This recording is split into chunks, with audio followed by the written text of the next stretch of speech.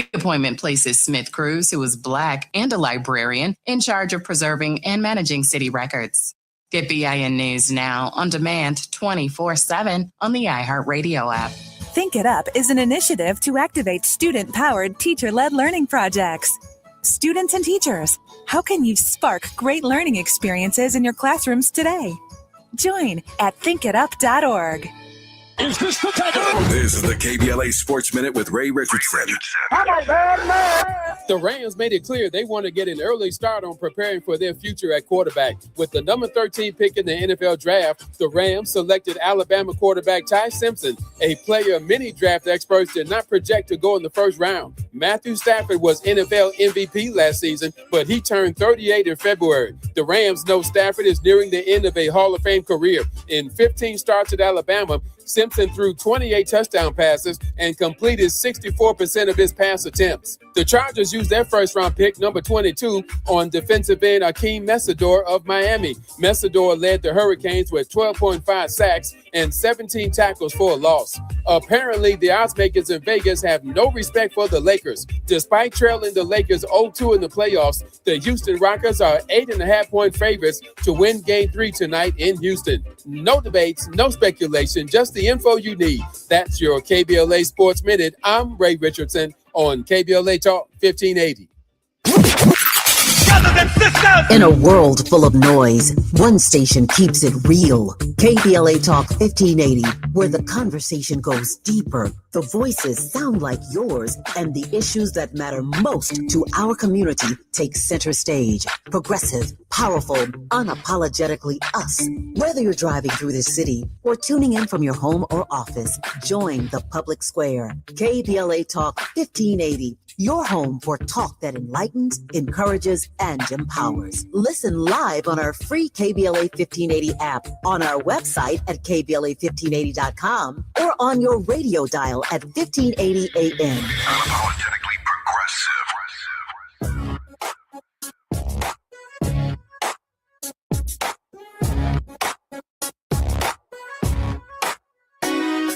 The Jesse Jackson Jr. Show. The Jesse Jackson Jr. Show. The Jesse Jackson Jr. Show.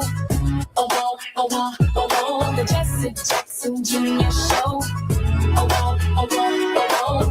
Come on and talk with me. Come on and listen to me. Come on and talk with me.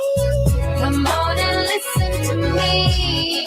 KBLA Talk 1580. Download the app.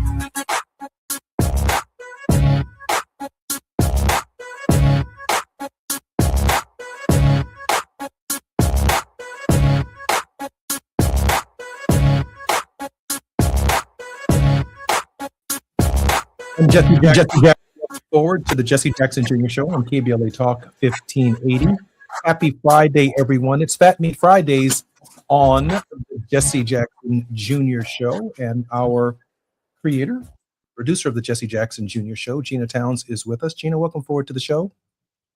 Hey, Jesse. Hey, Gina, how are you? Okay, how are you? Fantastic. Thank you for a great week of work.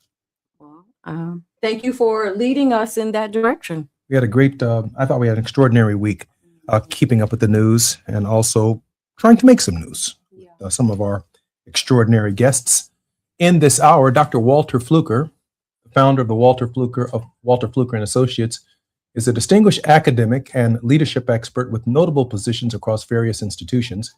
He currently holds the title of Distinguished Professor at the Howard Thurman Center, Hartford University for Religion and Peace, and has had tenures as the Dean's Professor at Emory University's Candler School of Theology and Professor Emeritus at Boston University, where he also managed the Howard Thurman Papers. Previously, Dr. Fluker was instrumental in founding the Andrew Young Center for Global Leadership and served as the Coca-Cola Professor of Leadership Studies at Morehouse College. Renowned as a consultant, a speaker, or workshop leader, his contributions have been recognized worldwide in academic, governmental, and religious sectors. Dr. Fluker's work has earned him numerous honors, including being named the 2023 Franklin Delano Roosevelt Freedom of Worship Award laureate. Gina, bring Dr. Fluker forward on our program. There he is. Hey, Dr. Fluker. Hello. How are you? We're excited, Dr. Fluker. Let me start with that.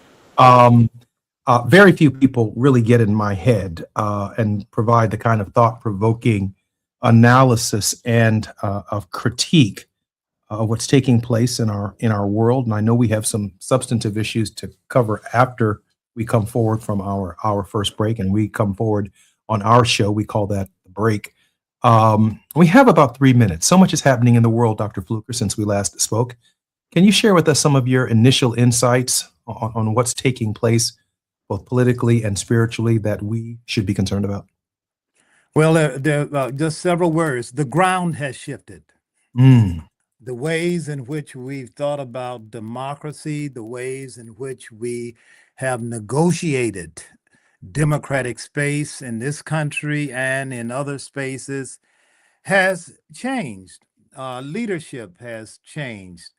And so much of what we trusted to hold, the big question that Arthur Schlesinger asked in the early 90s, he asked, will the center hold? And I think now we're seeing a radical, sometimes scary shift. So yeah, that's my initial thought. And I think it's up to us to not only understand it, but respond to it out of our own freedom of choice, agency, and what we deem as our responsibility as citizens. Dr. Fluker, you raised the question, will the center hold? And on the one hand, we have this resistance movement, which is largely represented by the party that is not in political power. We see the direction and the trajectory of the political party and its leader that is in power. And I'm being careful not to mention any names, not because I'm not capable of it, but I want to paint a picture for our listeners that the forces are what they are, irrespective of the personalities that are leading the forces for the purposes of part of this conversation. Those two different entities are represented by major policy proposals that will be on the ballot for every American to consider over the course of the next several months in what we call the midterms. But I'm thinking when you say, does the center hold, that at the same time, one of those parties, which the listener can identify with or choose, if they choose to identify with, seeks a return to a normalcy, a politic that may no longer exist. While on the other side, they are determined and they continue to march, if you will, to run through history towards a trajectory that has the potential to establish a new normal. And that new normal is something that is outside the scope of that which we have contemplated as scholars and thinkers. Dr. Fluker, we have about 2 minutes before we come forward. Your response? Well, very briefly. I think in the quest, in the ruthless, sometimes ridiculous quest to make America great again, the leadership in the present administration stumbles over itself like little children in quest of imaginary gold. And it has led us into some incredibly dangerous spaces, perilous spaces, which I describe in my new book. And these spaces are rife with plutocratic kind of greed and avarice. There are some people who really, Jesse, want to rule the world, and not just rule the world, but own the world. And the world is too large for any human hands to hold. Even Atlas gets tired of holding the world. Dr. Fluker, I'm Jesse Jackson Jr., Gina Towns, and I on Fat Meat Fridays here on KBLA Talk 1580. More with Dr. Walter Fluker. We'll be discussing his new book when we come forward on KBLA Talk 1580, and we will examine the direction that Dr. Fluker has laid out for us right here on KBLA. More when we come forward on Jesse Jackson Jr. Show.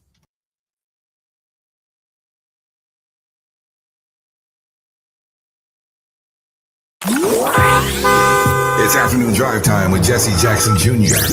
Only on KBLA Talk 1580. Hi, I'm Zoe Williams, host of The Voice of Reason, weeknights at 7 p.m. here on KBLA Talk 1580, with a personal invitation for you to join me and Insight.me as we present The Healing Box, live at Inglewood's world-famous Miracle Theater, Saturday evening, May 23rd at 7 p.m. Look, I understand your attachment style has been running your life like a rogue algorithm, and nobody has had the courage to press pause. Until now, Dr. Bakoya McCall and yours truly are curating a night where clinicians, spiritualists, and an all-star panel of Black woman healers like Dr. Shalonda Sunshine Crawford, Dr. Jashana Johnson, and spiritualist Precious McGill will join some amazing spoken word artists and the legendary comedian Louis Dix to diagnose, disrupt, and heal your relational wreckage in real time. Listen, bring your trauma. As a matter of fact, bring your baby mama. No, bring your testimony. And if you're still texting your ex at 2 a.m., baby, you're not just invited, you're the target demo. Tickets are moving fast, so grab yours at themiracleinglewood.com before your dating history gets flagged as a pre-existing condition. That's themiracleinglewood.com. We'll see you there Saturday, May 23rd at 7 p.m. Did you know about 1 in 3 people with plaque psoriasis may also develop psoriatic arthritis, which causes joint pain, stiffness, and swelling? Does this sound like you? Listen to what it sounds like to be a million miles away. Tremfya guselkumab, taken by injection, is a prescription medicine for adults with moderate to severe plaque psoriasis who may benefit from taking injections or pills or phototherapy, and for adults with active psoriatic arthritis. Serious allergic reactions and increased risk of infections and liver problems may occur. Before treatment, your doctor should check you for infections and tuberculosis. Tell your doctor if you have an infection, flu-like symptoms, or if you need a vaccine. Imagine being a million miles away. Explore what's possible. Ask your doctor about Tremfya. Visit Tremfya.com or call 1-800-526-7736. Lots of places can expose you to identity theft. Oh no. That's why LifeLock monitors hundreds of millions of data points a second for threats to your identity, which is way more than anyone can do on their own. If we find anything suspicious, like new loans or changes to your financial accounts, we alert you right away, all through text, phone, email, or the LifeLock app. Get the alerts that could make all the difference. Save up to 40% your first year with promo code NEWS at LifeLock.com. Terms apply. There's a lot of uncertainty in the world right now. Things are changing fast and no one knows what comes next. Times like these make you realize just how important it is to be prepared. That's where My Patriot Supply comes in. They're America's #1 most trusted resource for survival food, solar power, water filtration systems, and more. Go to preparewithamerica.com to unlock a special offer that'll help you get ready for whatever comes our way. Go to preparewithamerica.com to see the special offer right now. That's preparewithamerica.com. Now back to more of Jesse Jackson Jr. on KBLA Talk 1580. The Jesse Jackson Jr. Show. The Jesse Jackson Jr. Show. The Jesse Jackson Jr. Show. The Jesse Jackson Jr. Show. King Quality drop the beat. Come on and talk with me. Come on and listen to me. Come on and talk with me. Come on and listen to me. KBLA Talk 1580. I'm Jesse Jackson Jr. Welcome forward to the Jesse Jackson Jr. Show on KBLA Talk 1580. Our esteemed guest right here on Fat Meat Fridays with our executive producer and creator of the Jesse Jackson Jr. Show, Gina Towns, is Dr. Walter Fluker. Previously, Dr. Fluker was instrumental again in founding the Andrew Young Center for Global Leadership and served as Coca-Cola's Professor of Leadership Studies at Morehouse College. He is the author of a brand new book, Wake Up Running, Building Democratic Space at the Crossings. Gina? Dr. Fluker, before we went to break, you mentioned you didn't know if it was going to hold in the middle. And I immediately thought about Elmer's glue. I immediately thought about all of the pieces falling apart from the center. And then I thought, do we even know what our center is anymore? And if you don't know what the center is, you cannot hold it together. And I think that's one of the things we're grappling with as a society and as a country. What is our center? What would you say that we can do to center ourselves again? And what is going to be that glue from your perspective when you talk about in Wake Up Running that you metaphorically and physically have been running for all of your life? First, thank you. That is an excellent question. I think that for those who run this society right now, I mentioned plutocrats. Augustine called them robber barons, pirates who have confiscated the center. But the center for them has never been the center for most people in this country, and certainly not people around the world as it pertains to democracy. The center for those who rule this society now has always been, the glue has been whiteness, a kind of European aesthetic that tells us who we are and who we are not, when we're in and when we're not. And part of their work now is simultaneously to maintain that center while they also exploit the rest of the globe, not just us. So that's important. But for those who have been, as one generation called it, true believers in democracy, I like to think of the belief has been in democratic space. That is, before government as a formal and legal entity with voting and procedures and rights and responsibilities that are formal, democracy asks us to hold a space where everyone is equal. And I know equal is compounded with equity, but equal and free.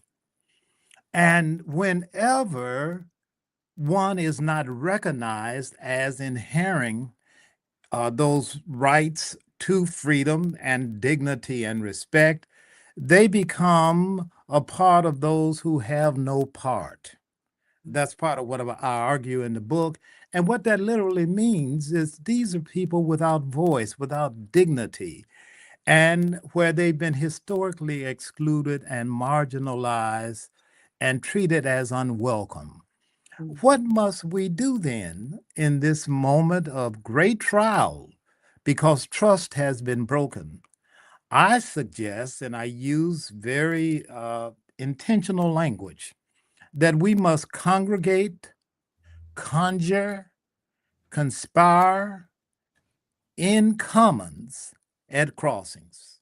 What does it mean to congregate, to come together? And of course, that has some religious suggestions to it, but congregate literally means to come together, to bind together, make a covenant together, and do a little conjuring. I still don't understand why African Americans lost this part of our history and our traditions, because we're incredible conjurers. We do it with music, we do it with athletics, and when we can, we do it in the larger society with democracy. How do we rearrange the room in order to make space for those who have no part, for those who are quickly being left out, left behind, and disappeared? So how do we do that? How do we come together? And those are the questions I'm raising in the book. But in order to do that, we must take this moment seriously, urgently. We must wake up running. Is that to suggest ownership? And what I mean by that is when you bring up our history of conjuring, our expressive nature, and from that, our struggles were dealt with by the conjuring and the imagination that we had and the will that we had and the lack of comfort that we may have had over the past few decades that stopped us from being a conjuring people. But if there's no ownership, The only thing you can then own is your mind. And that takes you back to an ancestral root that says that the glue that must hold us together is our common struggle. And I love the way in the book you talk about your instances in life, for example, being chased by a group of white boys, you and two of your friends, and they had knives. And so there is the fear that comes in the moment. But then there's something that happens after that, I would have to imagine, that causes you to prepare for the next time you would have to run. I suggest that, running often is in fear. Flight is prompted by fear, but running can also be running toward new horizons, running toward new democratic futures. So the running for me is to be aware of what's going on around us and to be alert, but it also means we must run to new futures.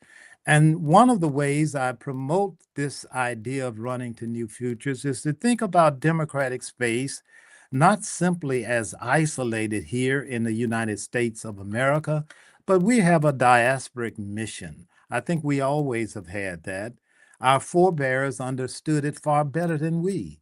When they left enslavement after the Emancipation Proclamation, and quite frankly, before, they were on the run to new futures, to new horizons. They built their own schools, churches, businesses, and of course, with each push, as I speak about the redemption movement early in the book, and later some of the challenges that come for Black enterprise and political participation, still we get up and we keep on running toward those futures.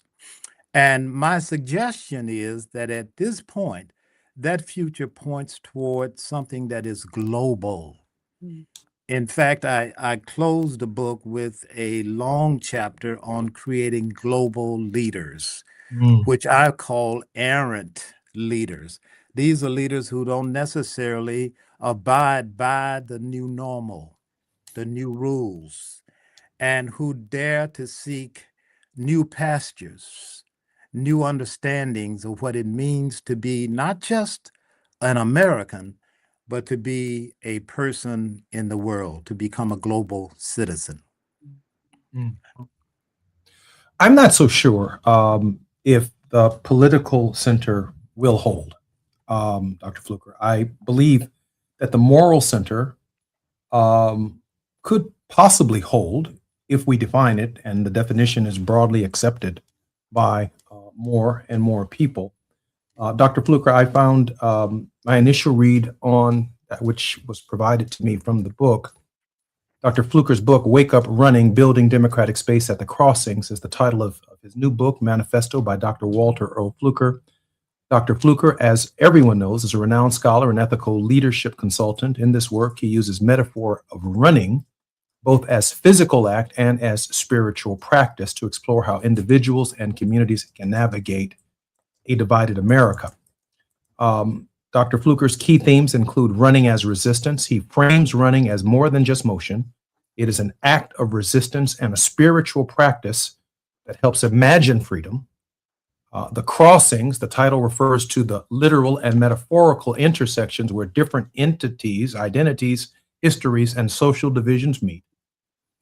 He seeks to reclaim space, arguing that there's an urgent need for democratic spaces where all people feel they belong, particularly in the face of racism, violence, and exclusion. And largely, this work draws upon inspiration from figures like Howard Thurman, Martin Luther King Jr., Howard Thurman, I mentioned, Harriet Tubman, and Frederick Douglass, to show how the past keeps chasing us and how we run toward hope instead. The reason I raise this question is because there are few documents outside of the Bible itself that lay the foundation for what constitutes an understanding of what constitutes the moral center. I do not believe the political center is going to hold. It's too far right, it's too far left. The ground in the center is always shifting.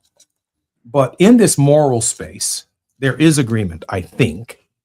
Maybe there is agreement on the Declaration of Independence. Maybe there's agreement on the evolving Constitution that does include the amendment process, because certainly July 4th, 1776, and certainly September 17th, 1787, when the Constitution was written, Dr. Fluker, there was no basis for democracy in the document. It was a limited scope document. The extent to which this process is democratic is because of the Reconstruction Amendments that Black people brought to bear through their struggle and through the chattel slavery system. The extent to which it's democratic, the 19th Amendment brought women into the process. To the extent to which it's democratic, the 26th Amendment brought 18-year-olds into the process. And there's simply no talk about expanding the idea of democracy or protecting democracy. In fact, everything about the body politic right now suggests we're heading in the opposite direction of democracy. Even one of our guests this week talked about that. I'm thinking, Dr. Fluker, our best chance is in the moral center properly defined. And as Gina said, you lay out in the book some real life examples on the south side of Chicago. Man, you were running, man. You were running. But then you move, obviously, scholastically and based upon your years of scholarship into the hope of a democratic space at these crossings. Can you share with us what you mean by these intersections and crossings?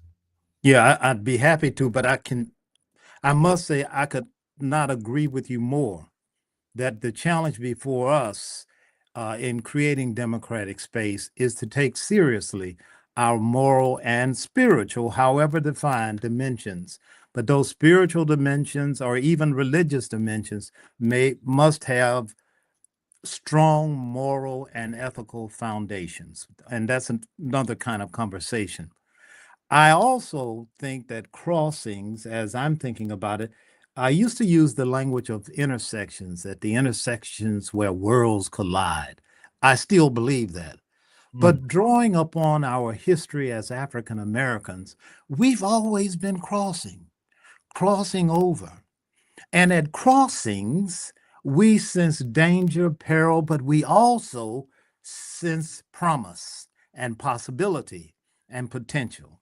So the way I'm metaphorically using crossings is within the idea of runaways or renegades who are running away from and running to.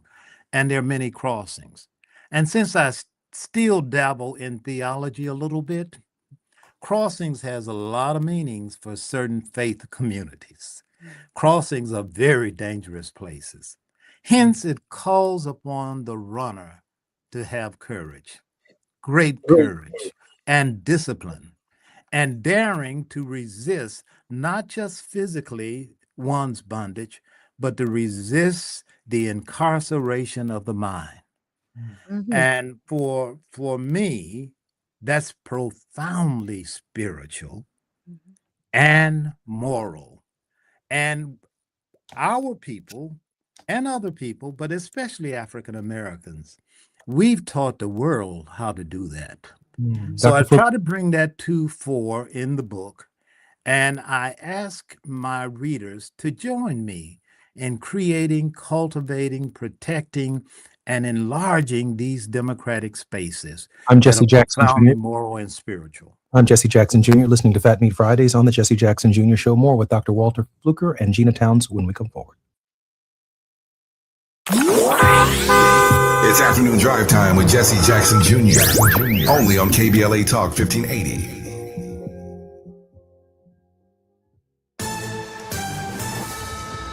I'm Amber Payton with BIN News Now. Black House Minority Leader Hakeem Jeffries faced some tough questions from kid reporters Thursday during Take Your Child to Work Day on Capitol Hill. Did your dad give you that question? Along with some lighter questions, Jeffries was asked why voters view Democrats poorly and whether he would have voted to expel now former Congresswoman Sheila Sherfless McCormick, who was Black, if she had not resigned. Barack Obama will be one of the final guests on The Late Show with Stephen Colbert. Colbert says the former president will appear May 6th from the Obama Presidential Center in Chicago. The show ends May 21st and the center opens to the public June 19th. And the new Michael Jackson biopic is moonwalking its way to the top of the box office. Michael pulled in about $13 million in Thursday previews, the biggest preview haul ever for a musical biopic. Critics are giving the film mixed reviews, but audiences are responding much more positively. Get BIN News now on demand 24/7 on the iHeartRadio app.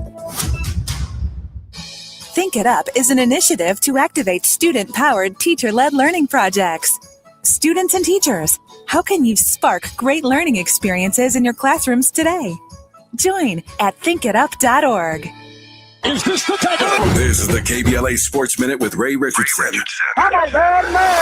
The Rams made it clear they want to get an early start on preparing for their future at quarterback. With the number 13 pick in the NFL draft, the Rams selected Alabama quarterback Ty Simpson, a player many draft experts did not project to go in the first round. Matthew Stafford was NFL MVP last season, but he turned 38 in February. The Rams know Stafford is nearing the end of a Hall of Fame career. In 15 starts at Alabama, Simpson threw 28 touchdown passes and completed 64% of his pass attempts. The Chargers used their first-round pick, number 22, on defensive end Akeem Mesidor of Miami. Mesidor led the Hurricanes with 12.5 sacks and 17 tackles for a loss. Apparently, the oddsmakers in Vegas have no respect for the Lakers. Despite trailing the Lakers 0-2 in the playoffs, the Houston Rockets are 8.5-point favorites to win Game 3 tonight in Houston. No debates, no speculation, just the info you need. That's your KBLA Sports Minute. I'm Ray Richardson on KBLA Talk 1580.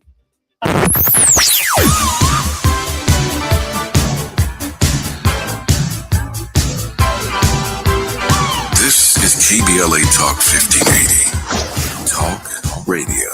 That's music to your ears. We're unapologetically progressive. KBLA Talk 1580. We've got a lot to talk about.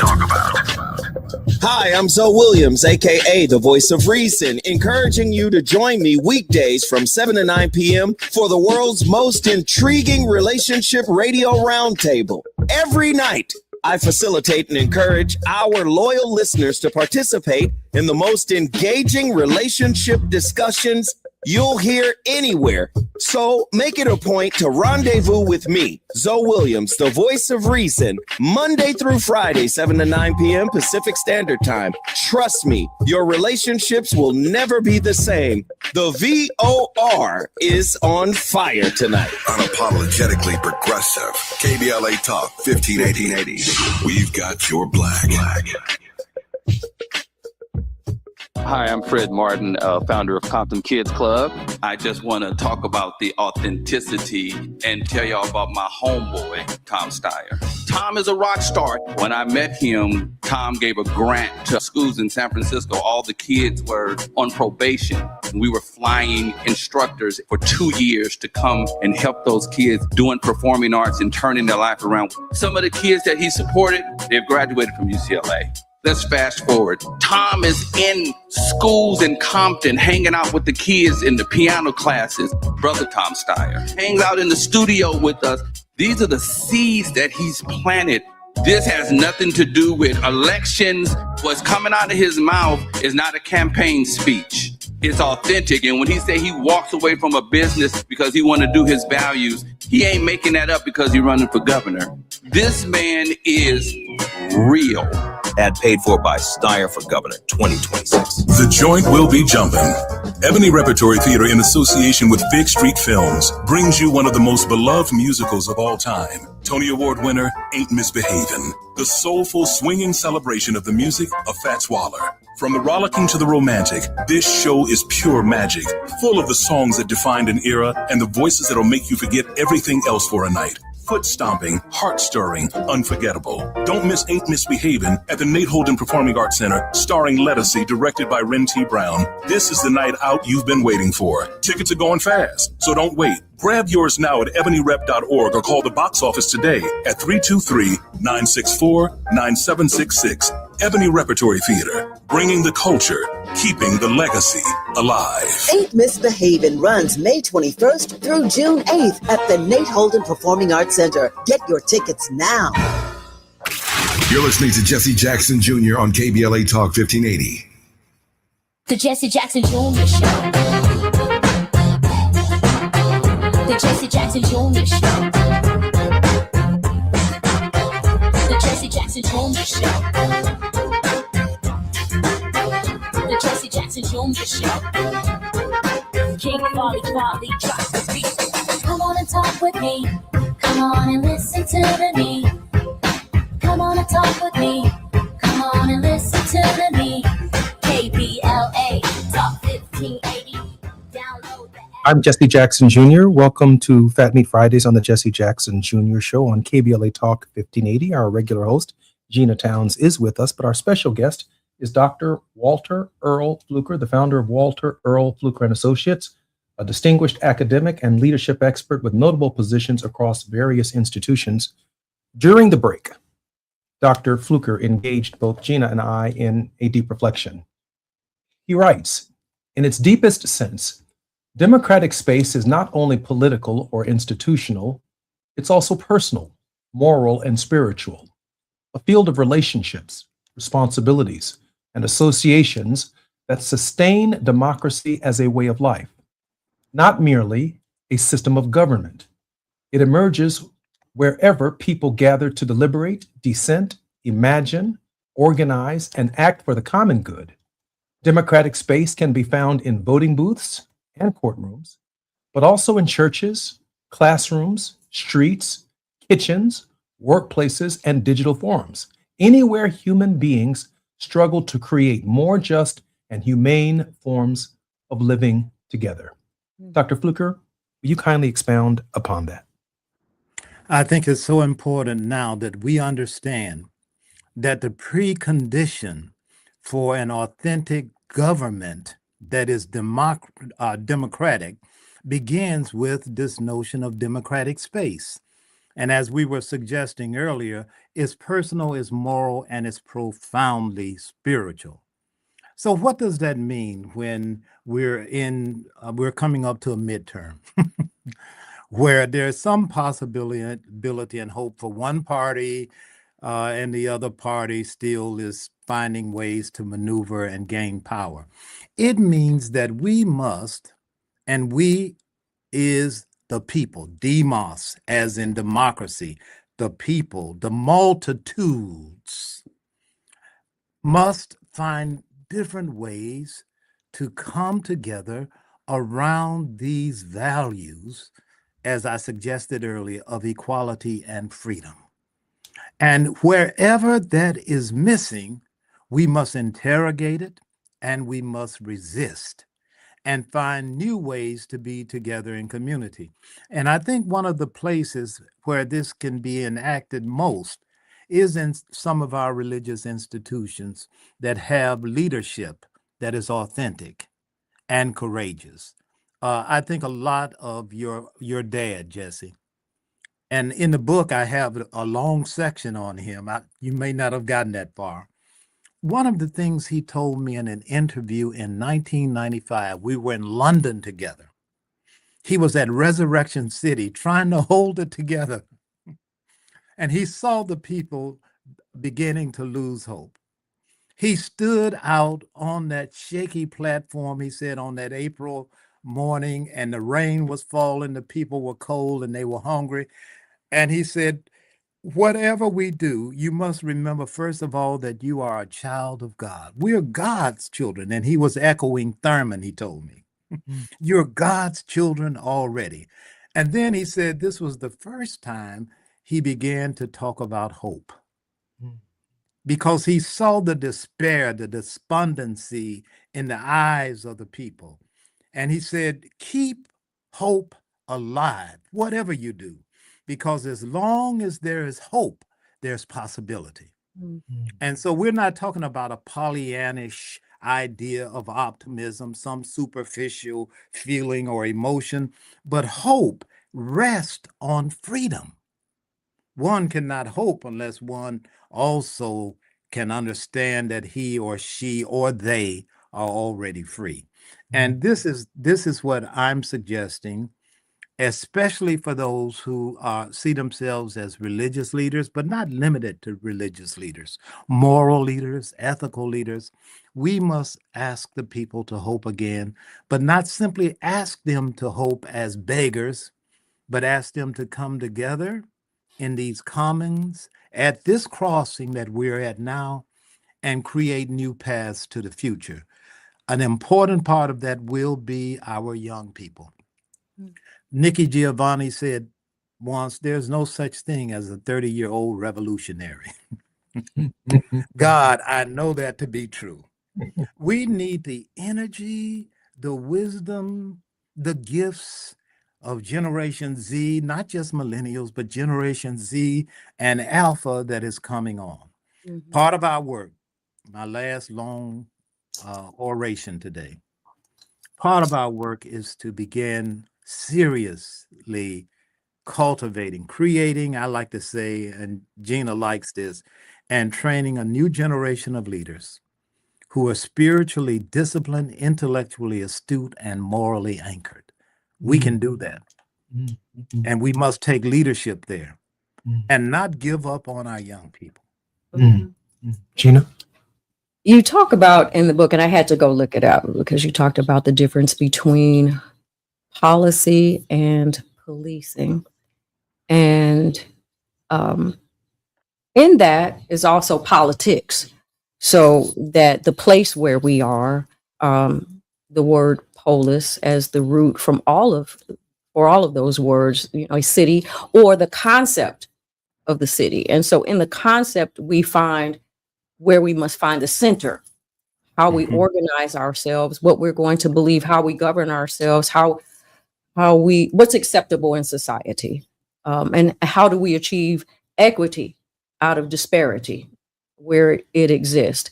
Can you talk a little bit about, because when people hear policing, given how our society has gone in a particular direction, people think one thing, but when you think about policing, it is the organization of how we want to live and the policies that we dictate from each other, from that core, which Jesse talked about, that moral piece, and then the policy which governs it. Can you talk about how all of those intersect and how we have to deal with them right now?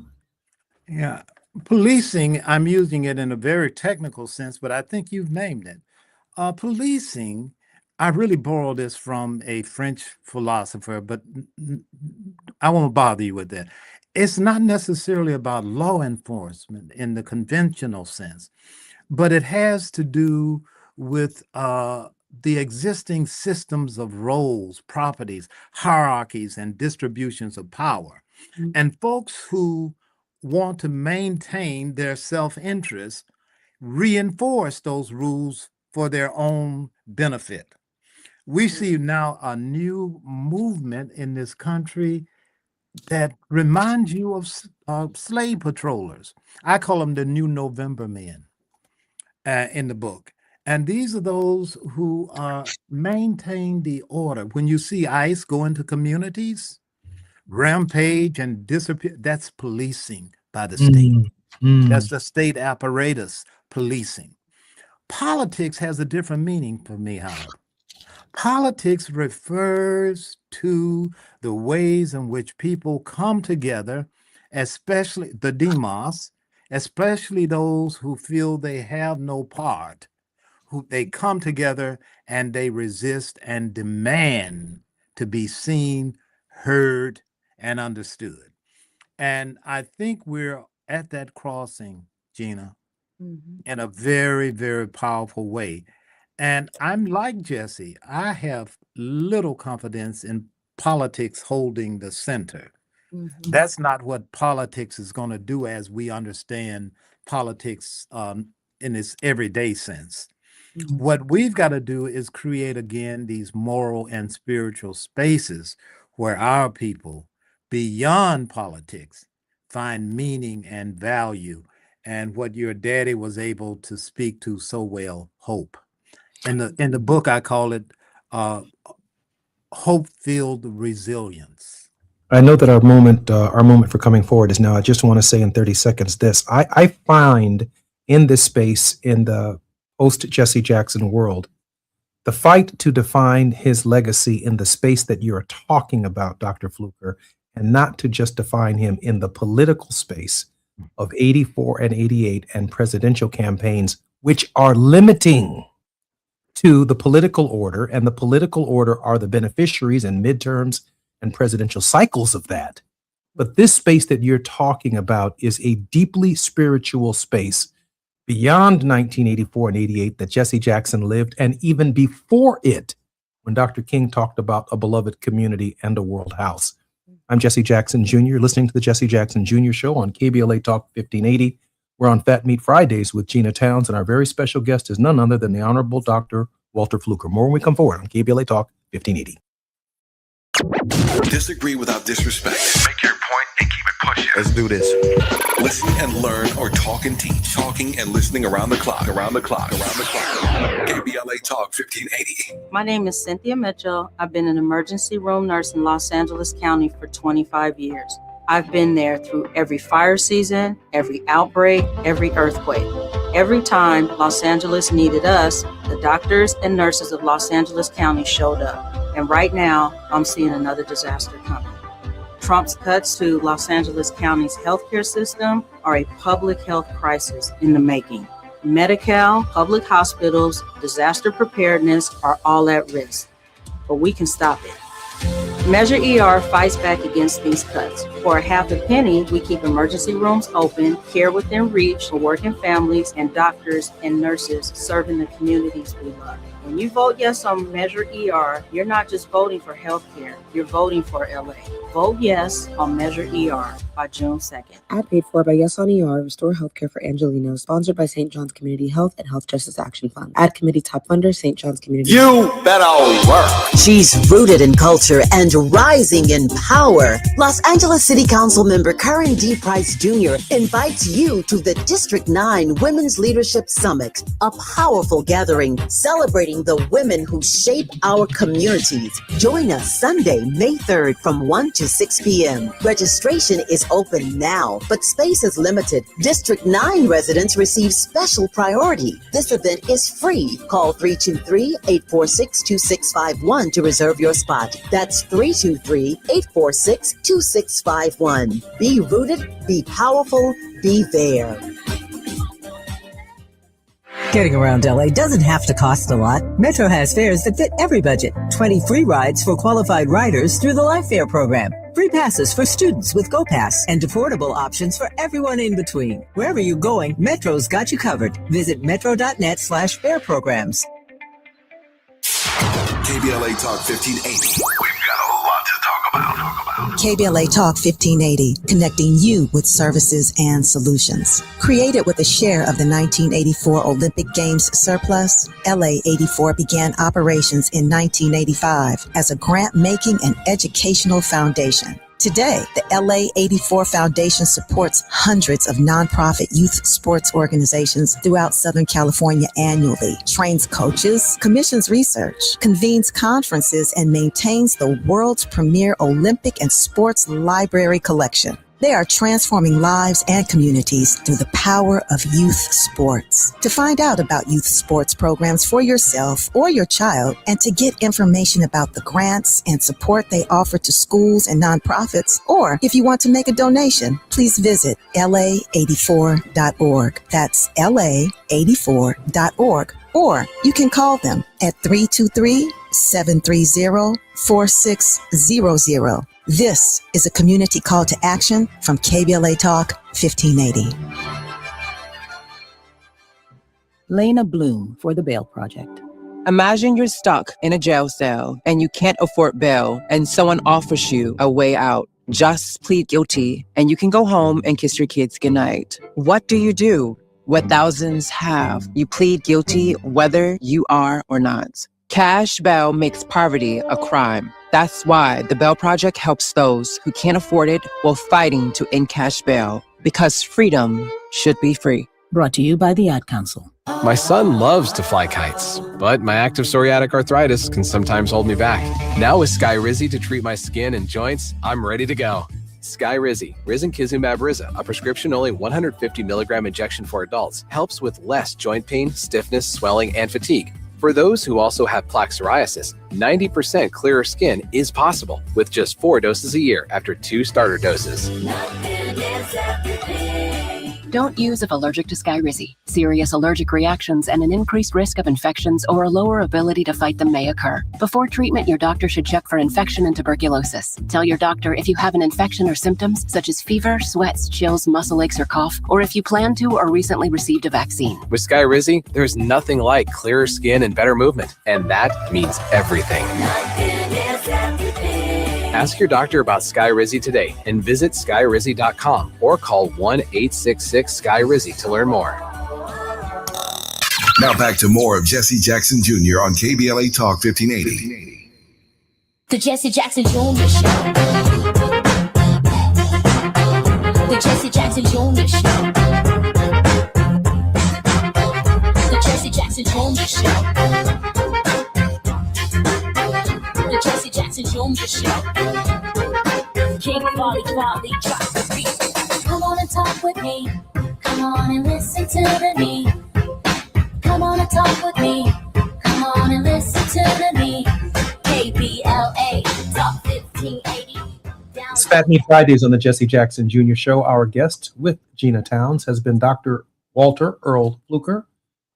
He currently holds the title of Distinguished Professor at the Howard Thurman Center, Hartford University of Religion and Peace, and has had 10 years as Dean's Professor at Emory University's Candler School of Theology and Professor Emeritus at Boston University, where he also managed the Howard Thurman's Papers Project. He writes during the break, "Politics happens when those who have been excluded from systems dissent and challenge them and demand inclusion. It involves the emergence of a new subjectivity that disrupts the dominant order. In this sense, democracy concerns the struggle for the redefinition of the distribution of certain shares or spaces among certain groups whom Rancière calls that of the part of those who have no part. Here the concern is with the demos, the people, not accounted for in the configuration of power, those relegated to animal life with noise but who cannot speak. This is because the rulers, the dominant orders of a society, determine who is recognized as political subjects who can speak and who can be heard." Dr. Fluker, please expound upon this for us. Think about our struggle now with Iran. I'm not thinking about the rulers of Iran. I'm interested in the demos, those who are not speaking because we are not allowed to hear them. And if we were to think in parallel about where we are, we have a lot of political chatter, Jesse and Gina. All we have to do is turn on the tube. But I'm not sure we are hearing the people who are left out and whose subjectivity, that's what I mean by that, is denied. It's erased, it's muted. And what if someday along the way, these people woke up running and disrupted the order? Real change comes in democracies and in other forms of government, especially tyrannies, when the people disrupt the order. And I'm convinced that if we are to be saved, and as you said, the jury is out, like big time is out on whether we will be saved. It will not come from the people who are doing all the talking.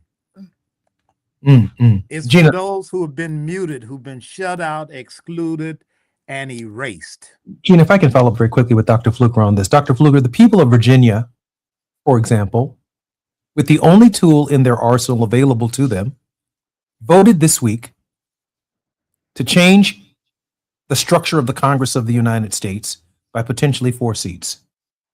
24 hours after the people, using the only tool that they had, the vote, a federal court shut down the wishes of the people. Contextualize that for us, if you might, Dr. Fluker. Well, you see exactly what I'm saying. They were policing the vote. They immediately moved to erase the significance of the vote. I hope it doesn't stand, but yes, that's an example. And what if, again, I pray to God this does occur in my lifetime. We see the mass disruption of the rulers, this kind of tyranny that we're witnessing with God imposters.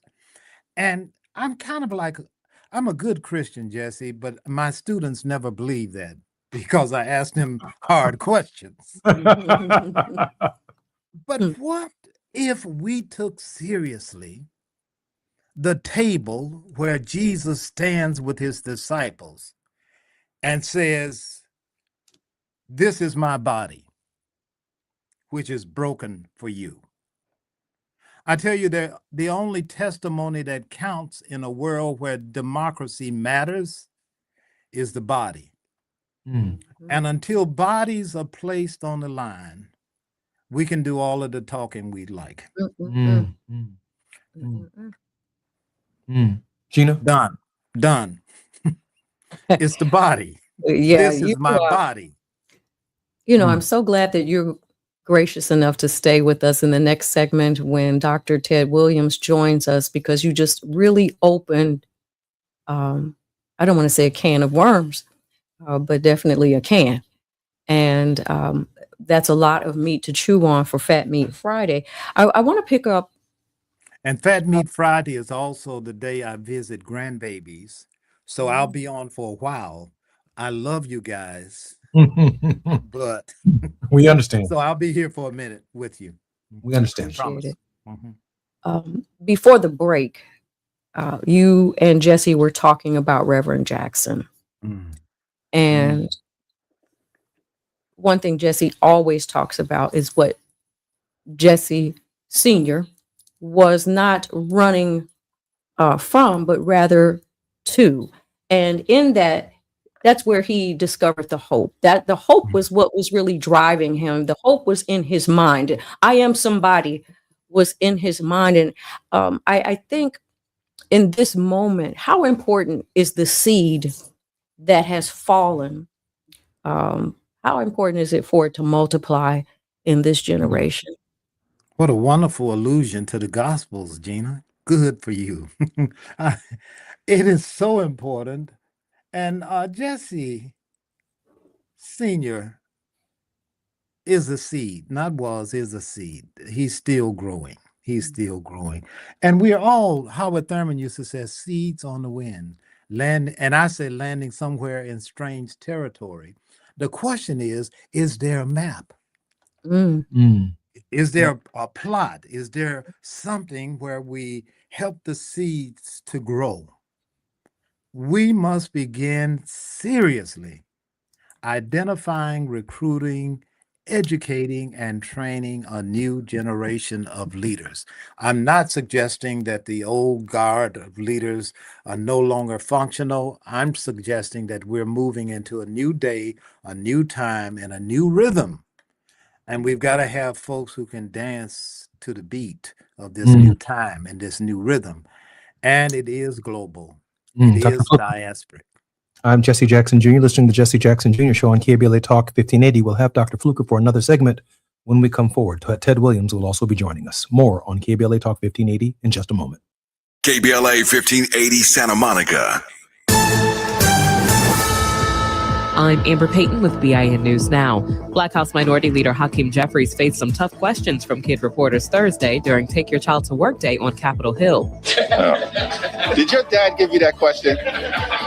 Along with some lighter questions, Jeffries was asked why voters view Democrats poorly and whether he would have voted to expel now former Congresswoman Sheila Sherfullis McCormick, who was Black, if she had not resigned. Barack Obama will be one of the final guests on The Late Show with Stephen Colbert. Colbert says the former president will appear May 6th from the Obama Presidential Center in Chicago. The show ends May 21st and the center opens to the public June 19th. And And the new Michael Jackson biopic is moonwalking its way to the top of the box office. Michael pulled in about $13 million in Thursday previews, the biggest preview haul ever for a musical biopic. Critics are giving the film mixed reviews, but audiences are responding much more positively. Get BIN News now on demand 24/7 on the iHeartRadio app. Think It Up is an initiative to activate student-powered, teacher-led learning projects. Students and teachers, how can you spark great learning experiences in your classrooms today? Join at thinkitup.org. Is this the time? This is the KBLA Sports Minute with Ray Richardson. A classic move by Rams management during day one Thursday night of the NFL draft. Head coach Sean McVay called Matthew Stafford to let him know they were going to select Alabama quarterback Ty Simpson with their first-round pick. After drafting Simpson, McVay told reporters that the Rams are still Stafford's team. Simpson appears to be the Rams quarterback of the future whenever the 38-year-old Stafford decides to retire. The Lakers are in Houston tonight for Game 3. The Lakers have a 2-0 lead in the best-of-7 first-round series. Tonight at 6, it's your Friday night sports fix. Join me and my co-host Neil Scarborough for Out of Bounds. 60 minutes of sports chatter with some black folks flavor. You can hang out with us on the KBLA YouTube channel or hit us up at 1-800-920-1580. No debates, no speculation, just the info you need. That's your KBLA Sports Minute. I'm Ray Richardson. More news, opinions, and conversation when we come forward on KBLA Talk 1580. Hi, I'm Zoe Williams, host of The Voice of Reason, weeknights at 7 p.m. here on KBLA Talk 1580, with a personal invitation for you to join me and Insight.me as we present The Healing Box, live at Inglewood's world-famous Miracle Theater, Saturday evening, May 23rd at 7 p.m. Look, I understand your attachment style has been running your life like a rogue algorithm, and nobody has had the courage to press pause. Until now, Dr. Pakoya McCall and yours truly are curating a night where clinicians, spiritualists, and an all-star panel of Black woman healers like Dr. Shalonda Sunshine Crawford, Dr. Jashana Johnson, and spiritualist Precious McGill will join some amazing spoken word artists and the legendary comedian Louis Dix to diagnose, disrupt, and heal your relational wreckage in real time. Listen, bring your trauma. As a matter of fact, bring your baby mama. No, bring your testimony. And if you're still texting your ex at 2 a.m., baby, you're not just invited, you're the target demo. Tickets are moving fast, so grab yours at themiracleinglewood.com before your dating history gets flagged as a pre-existing condition. That's themiracleinglewood.com. We'll see you there Saturday, May 23rd at 7 p.m.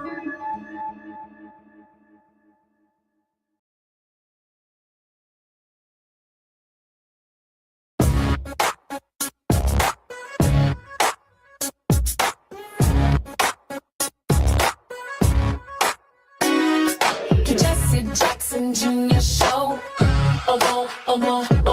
The Jesse Jackson Jr. Show. The Jesse Jackson Jr. Show. The Jesse Jackson Jr. Show. Come on and talk with me. Come on and listen to me. Come on and talk with me. Come on and listen to me. KBLA Talk 1580. Download the app.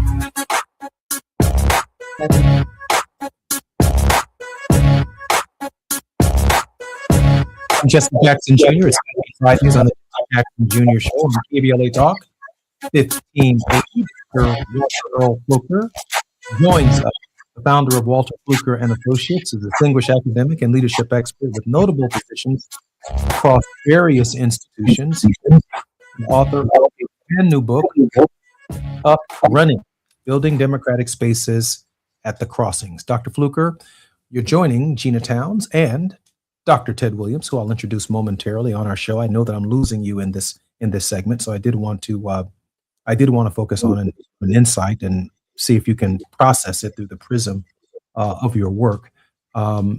Dr. Fluker, my mother shared with me a couple of vignettes, but before I share that, I want to share with you one of my own. When I was incarcerated, My mother would come visit me on some visitation weekends, and she would obviously understand my angst for returning home and being free, the limitations of my body through policing for the crimes in which I committed and accepted responsibility for, are what they are. With that said, my mother shared with me one day, which brought hope to me. She said, "Hey, I know a way out of here. I know a way out of prison." And of course, my mind immediately went to, what democratic processes are available to get me out of the federal joint? So I reflected upon, maybe she's going to organize the Congressional Black Caucus. Maybe she's going to reach out to some of their political contacts to get in touch with the President of the United States and the Attorney General to give me some kind of reprieve out of this situation. And so my hopes were lifted. And it wouldn't be long before my hopes were transformed. I won't say they were dashed. They were transformed. Mama said, "Do you remember when I took you to Africa and the tours that we took through a number of countries in Africa? Do you remember the time that we spent in Europe when I took you to France and to Italy and to the United Kingdom? Do you remember the times that we spent together in the Caribbean and other parts of the world?"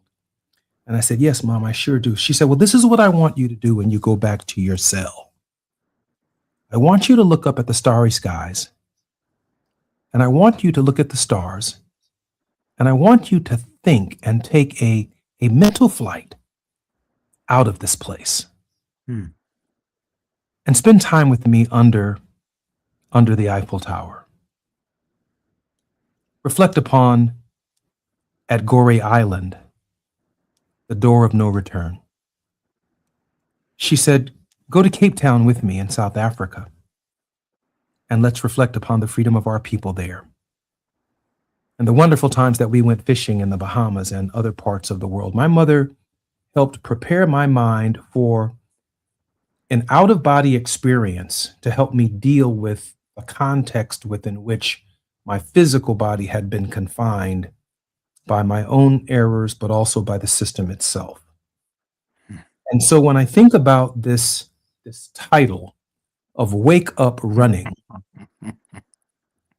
you're suggesting that, particularly in your summary, you suggested that while Howard Thurman took a long run through history that laid the seeds and prepared foundations for future leaders, that Dr. King's 39 years was essentially a sprint.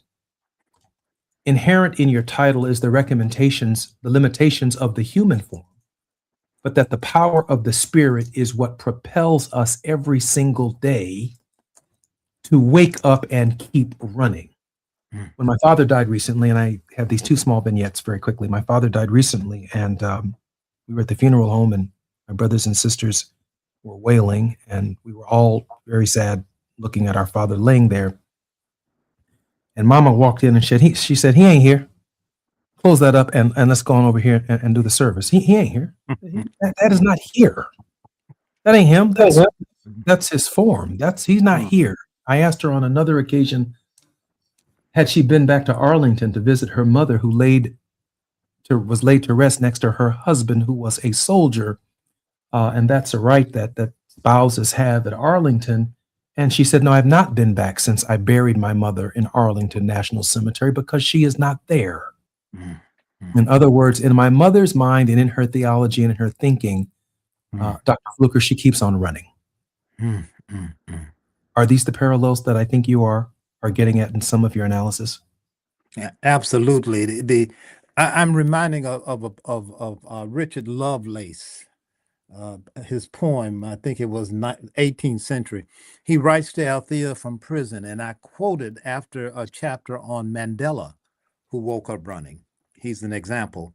And Lovelace says, "Stone walls do not a prison make, nor iron bars a cage.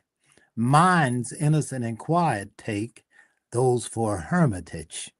But if I have freedom in my heart and my mind is free, angels that soar in the heavens above know no such liberty."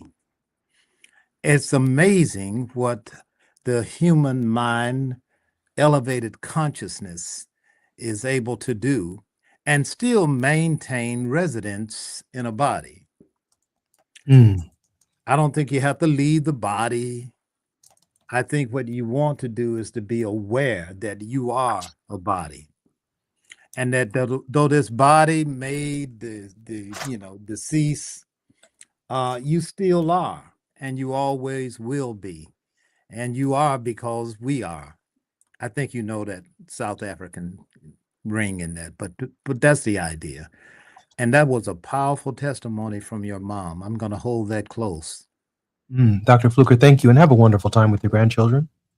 Yeah, I'm going to leave this with y'all. Don't have to read it on the thing, but I wanted you to think about this as we go forward. My only word is, as I exit, is that, Jesse, you're doing such great work.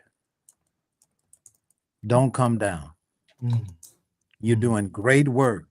The people need to hear this, and they're ennobled by it. Don't come down. Dr. Y'all Fluker, have a great day.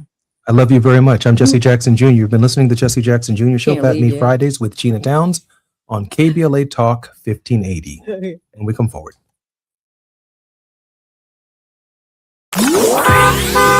It's afternoon drive time with Jesse Jackson Jr. Only on KBLA Talk 1580.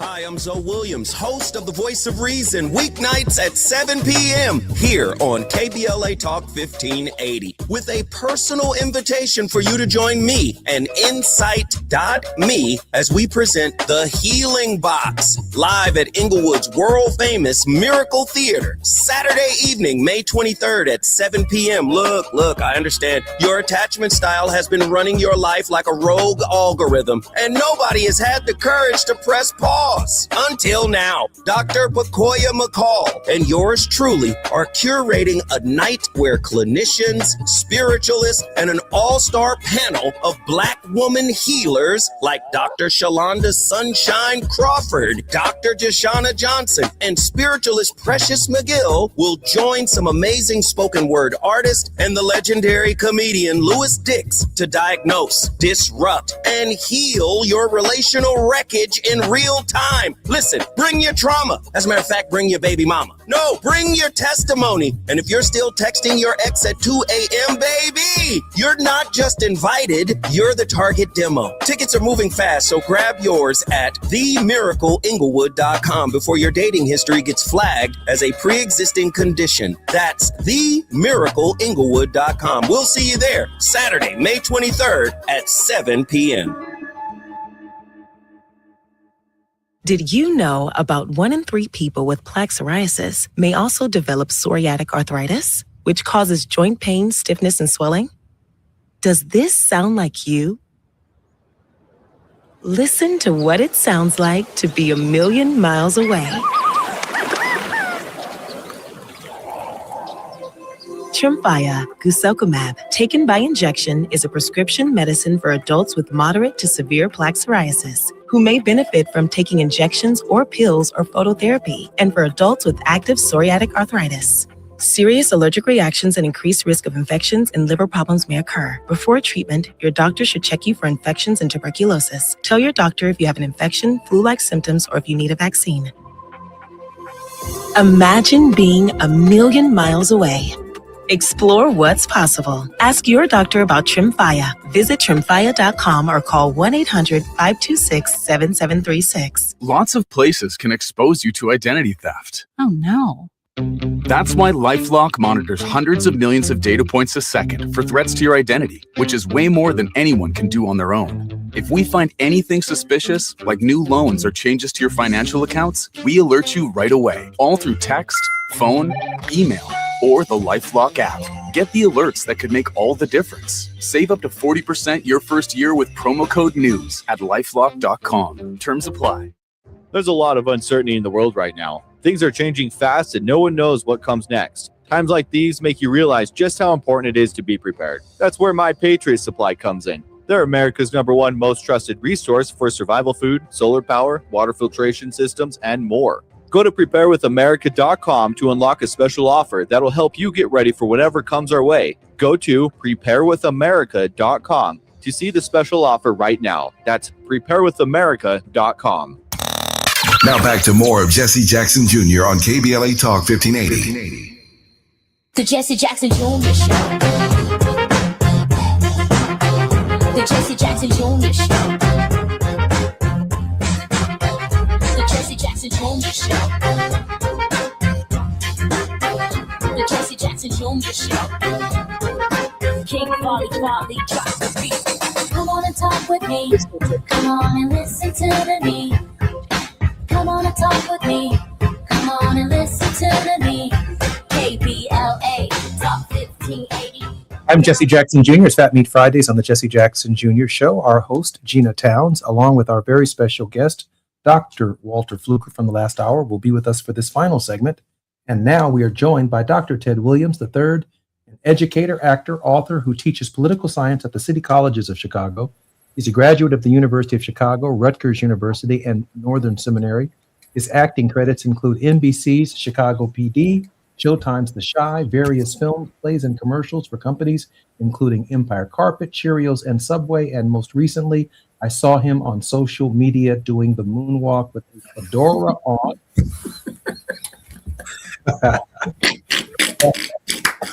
I knew that was coming. Oh, I knew that was coming. Celebrating the release of the biopic Michael, Dr. Williams, welcome forward on the Jesse Jackson Jr. So Ted Williams says, I'm true to this. I'm true to this. My brother Jesse, I knew when you liked that post, this was coming on this show. I said, oh, shoot, I'm going to be on the show with him today. Yeah, I am, as yourself, I'm a huge fan. I grew up listening to the music of Michael and really it just fell in love with the entire family as a young person. Jermaine, Janet, and the Jacksons, and I'm just so excited. I was supposed to see the film a couple days ago, couldn't make it, so I'll be seeing it later today. And I hear great things from the people, not so great from the reviewers, but who cares what they think? This is about the people.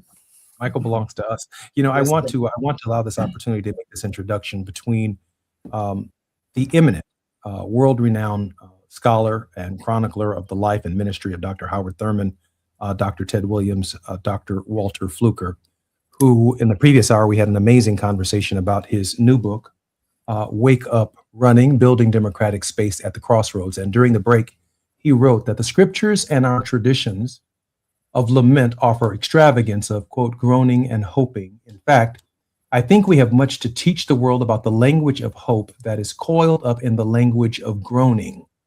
The apostle says we are not alone and that we have help in our groaning and hoping. There is something in creation that is groaning within us and with us. We are not alone. The Spirit, he says, intercedes, advocates, and is called alongside us to empower us to lay claim to our birthright as children of creation and of the Creator. And if so, then we have the power beyond our feeble, fragile, and fragmented words, homilies, and songs. We have the language of our bodies, redeemed and delivered, broken and resurrected. Dr. Fluker, I know this is your final segment with our series, and of course, on this show, and we will, of course, continue the conversation because we do recognize that this is a family day for you. Can you expound upon this for us and give us a kind of word of hope that we may work with in your absence? Dr. Fluker? Thank you. And Brother Ted, I'm sorry I have to leave. I have such great respect for people who can act, preach, and dance, and sing, and be cool at the same time. You must be from Chicago. I have a chapter on groaning. And it's a chapter where I try to spend time with the language of groaning. Because our people know something about, I love the Lord, he heard my cry and pitied every groan. We are a groaning people. The people in Egypt were a groaning people. But the language of groaning has depths beyond the groan. Under the groaning, with the groaning, in between the groaning, at the crossings, Jesse, there is hope. Howard Thurman called it the growing edge. You don't get into this world just with hope. Hope is earned. is garnered and is made manifest by those who dare to groan and weep. And I happen to know, and I don't advocate being sad and depressed, but I happen to know that our people have come from a long history of groaning, and we're still groaning. And in that groaning, I think there is manifest a strong core of resilience, which is hope. And again, Thurman called it the growing edge. And he tells us to look well to the growing edge. After the seed goes into the ground, Gina, after it dies, it yearns for sunlight and it brings forth something new. And nothing in this life comes to be without some sense of groaning. In chaos, in turbulence, I'm suggesting, by the way, there's always a potential for more. And we can't give up on that. This is what we must put before the people, before ourselves first, but before the people over and over again. You cannot afford to give up. Not now. Not now. Especially not now. We need you. And to the younger generations that I mentioned earlier, God, we must find a way, whatever it takes. We must find a way to be there with them in their groanings for that reason. Gina, that's what I was after. It's this idea of groaning, though. I mean, I'm torn between, because I think my grandmother, my great grandmother Matilda, I think they groaned, right? But they also moaned. They also wailed. Oh Lord! And that's right. That's right. There's a lot to be said about that, Gina. Absolutely. You know, it's funny because I say to my friends, I've said to my children, I can feel the earth groaning. And that also has to do not just with the things that are living that are groaning, but it is the inhabitants of the earth that groan. And I thought about Howard Thurman and the Hounds of Hell that cause us to run away, but run to at the same time. And then you said something very, you quote Howard Thurman in your book. And then at the end of it, you say, and it is precisely because they dare to use speech that they reveal the process of equality, because only a free human can speak. That is, claim their own inherent dignity and worth as a human being, but you don't get to that place until you've been through groaning. My Lord, it starts out with a groan and with a moan, like Jesse said, and sometimes is sheer silence. But underneath that is the power for those who like theologizing. There's the logos. There's a word that is formed in the groaning. The groaning gives birth to the word that the people need. And if you're not groaning, I'm not going to say go and find a way to groan, but I would say to you, you better check yourself. Because if you can live in what we're living in and not feel the deep agony and pathos of people who suffer, who are disregarded, and Gina, I'm suggesting, who are treated as animals. The Greeks called it barbarism. That's where we get barbarism. They said that the heathen, the uncivilized, they don't speak. It's barbarism. And that's what I'm alluding to. We talk, but nobody listens to us when we talk. And so only a free person is able to speak, even when he or she or they are not heard. Dr. Williams? I refuse not to be heard. I will be heard. I will be seen, and I will be known. And you will know that I belong here because I'm more than what you see. Dr. Williams?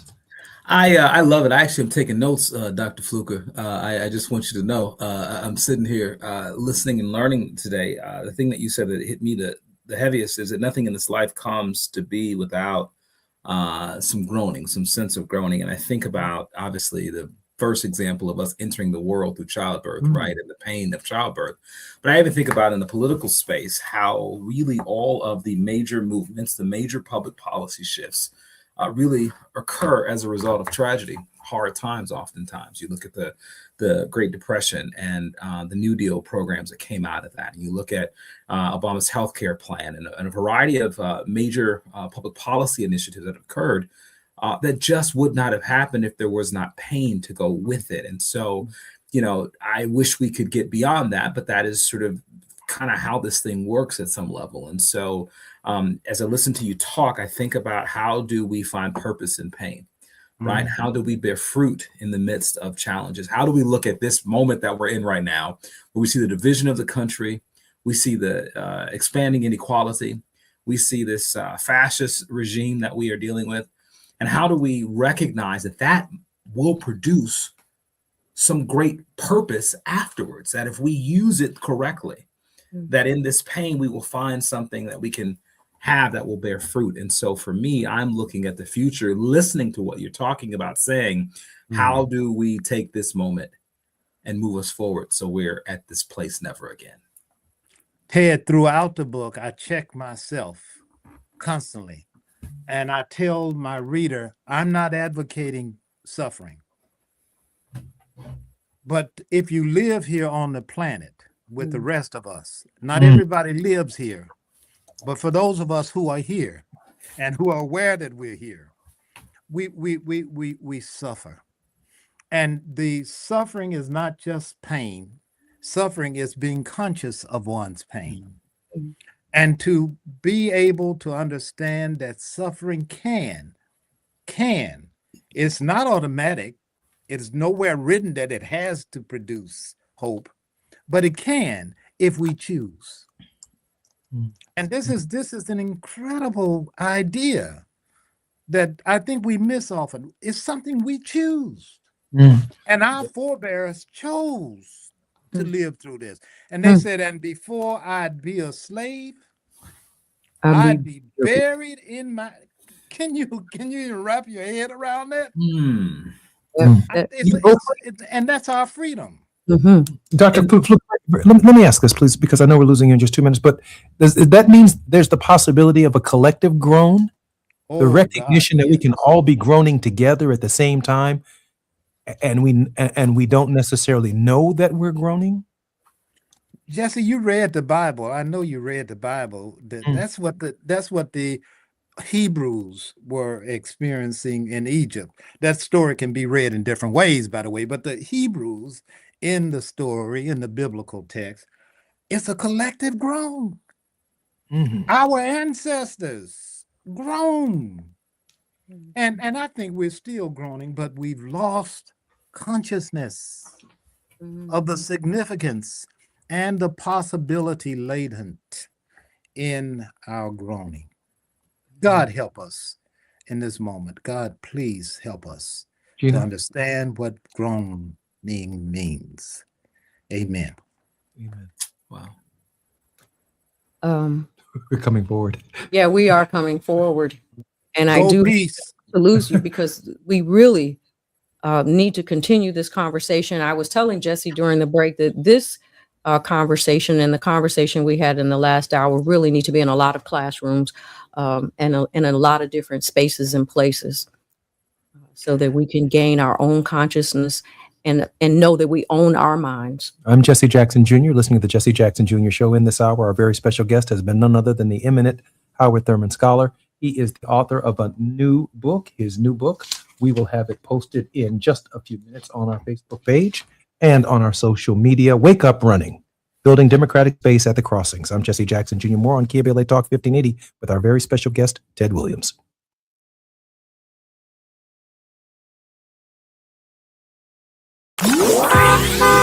It's afternoon drive time with Jesse Jackson Jr.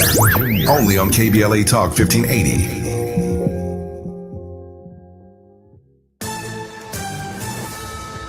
I'm Amber Payton with BIN News Now. Several Chicago public schools parents are pushing back on the district's planned May Day civic activities. heaven forbid one child gets lost, that one thing happens to them. Black CPS CEO Macklin King says no student will be required to take part, while some parents also object to teachers being paid during school hours for what they see as political activity. A former University of Michigan staffer says she became pregnant during her affair with former football coach Sharon Moore, who was Black, but ended the pregnancy because of health concerns. Kate Shivers shared the claim in a recent Good Morning America interview, saying the relationship began in 2022 and was widely known in Wolverines athletics. And a South Carolina man convicted of burning a cross to intimidate his Black neighbors is now facing federal charges. Prosecutors say Warden Evander Butler burned the cross in his Horry County backyard in 2023 and made threatening posts online. Get BIN News now on demand 24/7 on the iHeartRadio app. Think It Up is an initiative to activate student-powered, teacher-led learning projects. Students and teachers, how can you spark great learning experiences in your classrooms today? Join at thinkitup.org. Is this the time? This is the KBLA Sports Minute with Ray Richardson. A classic move by Rams management during day one Thursday night of the NFL draft. Head coach Sean McVay called Matthew Stafford to let him know they were going to select Alabama quarterback Ty Simpson with their first-round pick. After drafting Simpson, McVay told reporters that the Rams are still Stafford's team. Simpson appears to be the Rams quarterback of the future whenever the 38-year-old Stafford decides to retire. The Lakers are in Houston tonight for Game 3. The Lakers have a 2-0 lead in the best-of-7 first-round series. Tonight at 6, it's your Friday night sports fix. Join me and my co-host Neil Scarborough for Out of Bounds. 60 minutes of sports chatter with some Black folks flavor. You can hang out with us on the KBLA YouTube channel or hit us up at 1-800-920-1580. No debates, no speculation, just the info you need. That's your KBLA Sports Minute. I'm Ray Richardson. More news, opinions, and conversation when we come forward on KBLA Talk 1580.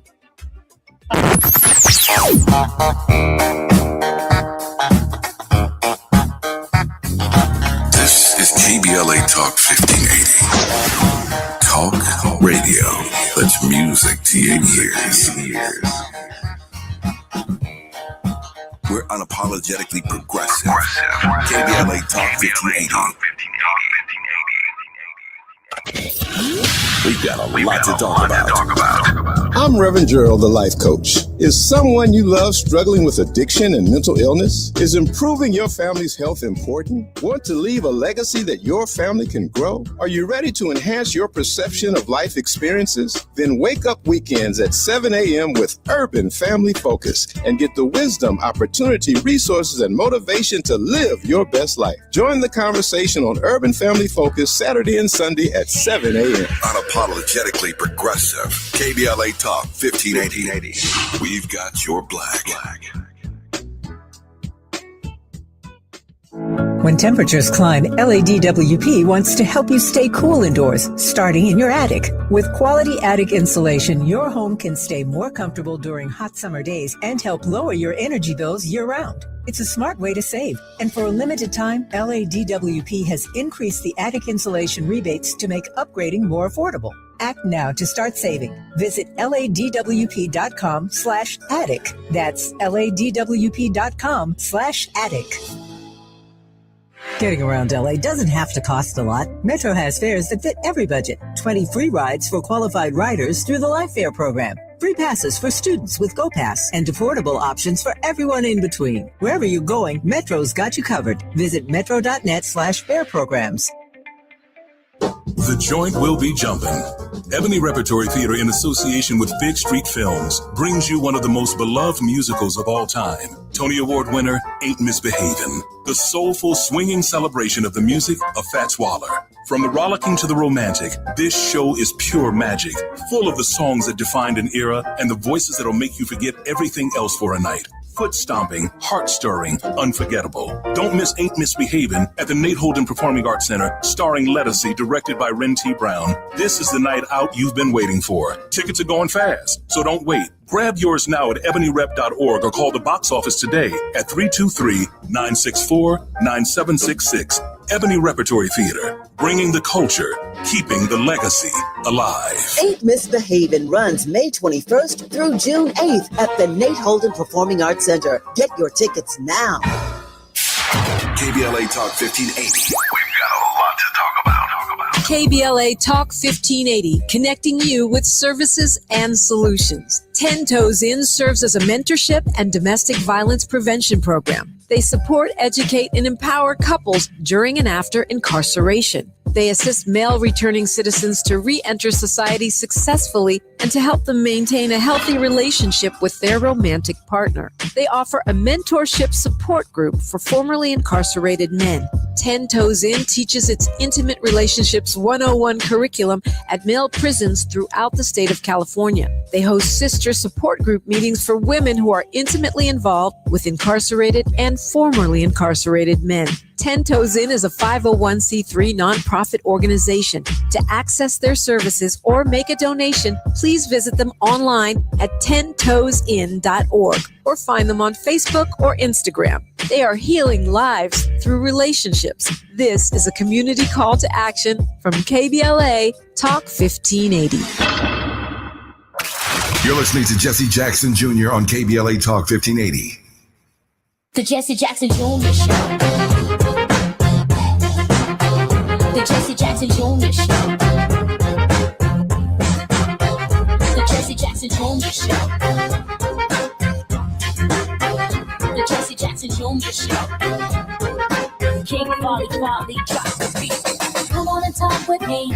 Come on and listen to me. Come on and talk with me. Come on and listen to me. KBLA Talk 1580.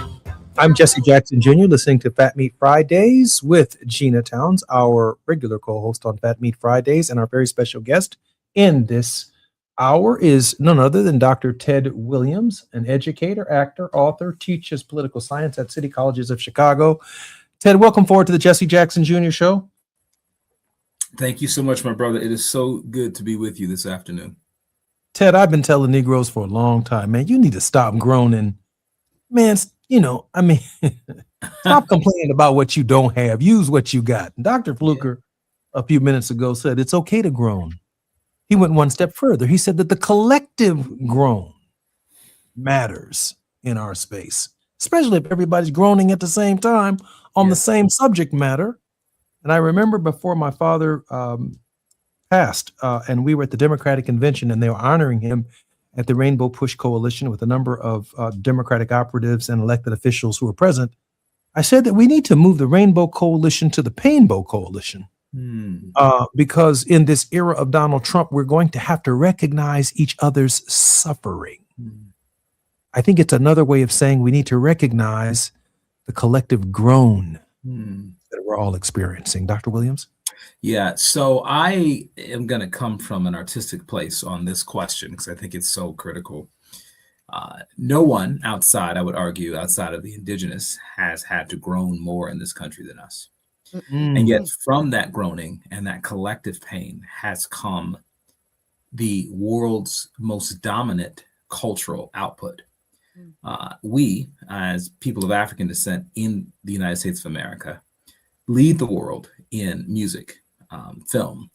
The culture that has been born of this pain is spread all over the world as a result. And so what I realize in a theological sense, as we talked about, unless a seed falls to the ground and dies, it remains a single seed. When it dies, it produces many seeds. There is this power in our suffering, this power in our collective struggle. And for that, we have created the most beautiful art in the world. We have created art that is the envy of the world. And I look at that and I say, if we can just harness that idea, that accomplishment that we have made in this country, we can stop wallowing in our suffering, wallowing in our pain, and start really using it to build greater communities and really teach the world how to deal with this, with suffering. Gina?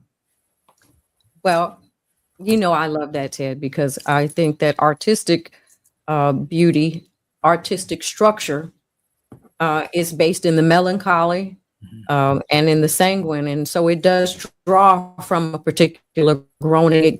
It draws from pain very often. And then it soars to greater heights to take people to an emotional high in that hope.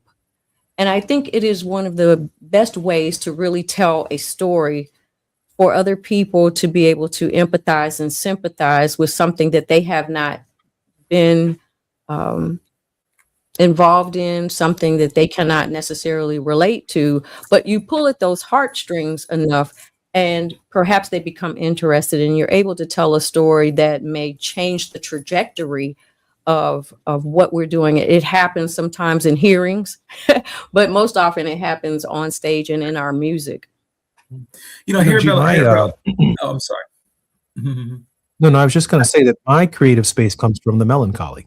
I mean, when I'm in the melancholy, I work my way out of the space by writing, or it may be reflective on social media, but more often than not, sometimes it's on Facebook.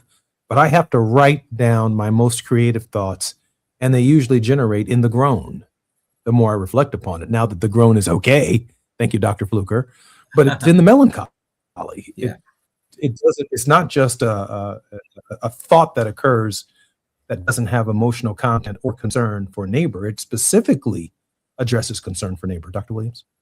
Yeah, I was thinking, I think a lot about sort of the artists from our community who have really transformed. Obviously, we're talking about Michael today, but I think about Paul Robeson, Harry Belafonte. And I think about how, as a mentor, Harry Belafonte said to Paul Robeson that if you can get them to hear your song, you can get them to hear your story. And so I look at the condition of the nation right now. I was thinking a lot this week about all the unfortunate and tragic episodes of domestic violence and mass shootings and people killing their family members, and really something that in many ways culturally we thought was reserved for our non-melanated brothers and sisters in this country has really become a part of our identity. We have domestic violence. Our kids are shooting up schools. These things are beginning to happen. And I think, we look at this country and how we manufacture more weaponry, right, than any country in the world by far. If you look at who is producing weapons, about half of the weapons produced in the world that are spreading violence all over the world are coming from our country.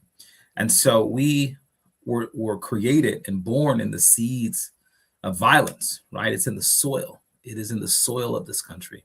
And these kids in the street who are thugging out, as people like to say and call them thugs, are just really the children of American violence. They are the children of America. I think at this time, how can we utilize art? How can we utilize the spoken and written word to really grab the hearts and the minds of people in the way that Malcolm X, his heart and mind was transformed when he was in prison, in the way that his words through the autobiography of Malcolm X really transformed a lot of us, self included, as I read as a young man. How can we grab people's hearts and minds? That, I believe, is the call of the hour. And for the time that we have on this earth, however long we have or short, I want to move the ball forward in that way. Can we save some? Can we transform some minds, some hearts? I really do believe we can. Gina? Okay. So I didn't know that I was going to say this, but I am. Because you brought up the consciousness of our music. And I remember very distinctly, this is the origin of rap. Mm-hmm. This is the origin of telling our story from the street. I know where you're going, Gina. Making it believable. And then at one point, those who control the system decided that that was too much conscious music, and it was done away with. I remember it was like it was yesterday. And enter a new frame of lyric with a great beat, which degrades women, does not do anything for learning and building a moral society, and building anything for that. And it's mindless. And so we see that, and the result of that in our streets and I think culture. Gina, I think the genius of Sinners was that scene where that culture was in the juke joint, and it was transmuted through the various forms, including the gospel music, through R&B, but also through the blues, the way in which the story is told and transmitted is a factor in our collective groan. In fact, the dance that they were engaged in the juke joint was a collective groan, and it was a groan through time, with every single different art form essentially dancing to the same music, but it was the same rhythm, it was the same tenor, it was the same spirit energy. It was the same. And it is in that Holy Spirit, if you will, that we find our strength and our salvation. I'm Jesse Jackson Jr., listening to the Jesse Jackson Jr. Show. Our final segment with Dr. Ted Williams when we come forward on Fat Meat Fridays.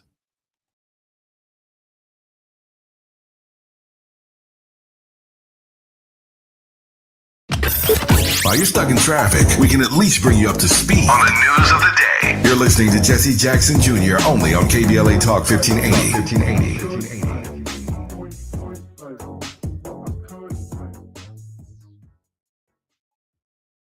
My name is Cynthia Mitchell. I've been an emergency room nurse in Los Angeles County for 25 years. I've been there through every fire season, every outbreak, every earthquake. Every time Los Angeles needed us, the doctors and nurses of Los Angeles County showed up. And right now, I'm seeing another disaster coming. Trump's cuts to Los Angeles County's healthcare system are a public health crisis in the making.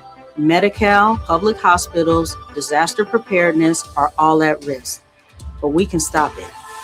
Measure ER fights back against these cuts. For a half a penny, we keep emergency rooms open, care within reach for working families, and doctors and nurses serving the communities we love. When you vote yes on Measure ER, you're not just voting for healthcare, you're voting for LA. Vote yes on Measure ER by June 2nd. Ad paid for by Yes on ER, Restore Healthcare for Angelenos, sponsored by St. John's Community Health and Health Justice Action Fund. Ad committee top funder, St. John's Community You better work. She's rooted in culture and rising in power. Los Angeles City Council member Karen D. Price Jr. invites you to the District 9 Women's Leadership Summit, a powerful gathering celebrating the women who shape our communities. Join us Sunday, May 3rd from 1 to 6 p.m. Registration is open now, but space is limited. District 9 residents receive special priority. This event is free. Call 323-846-2651 to reserve your spot. That's 323-846-2651. Be rooted, be powerful, be there. Is reviewing life insurance on your to-do list? Now's the perfect time to add it. A friend recently told me that securing life insurance sooner rather than later can help you lock in lower rates for years to come. So I bumped this up on my list and got it done. I called SelectQuote and couldn't believe how easy and affordable life insurance is. I'm 40 and got a $500,000 policy for $16 a month. My husband's also 40 and his $500,000 policy was only $18 a month. Plus, with SelectQuote's same-day coverage, there was no medical exam required and we were covered by the time we hung up. Knowing I have this checked off my list feels amazing, but the peace of mind knowing my family is protected feels even better. Call SelectQuote at 1-800-729-7070. That's 1-800-729-7070. Or go to SelectQuote.com to get your free quote today. That's 1-800-729-7070. Details on example rate at SelectQuote.com. KBLA Talk 1580. We've got a lot to talk about.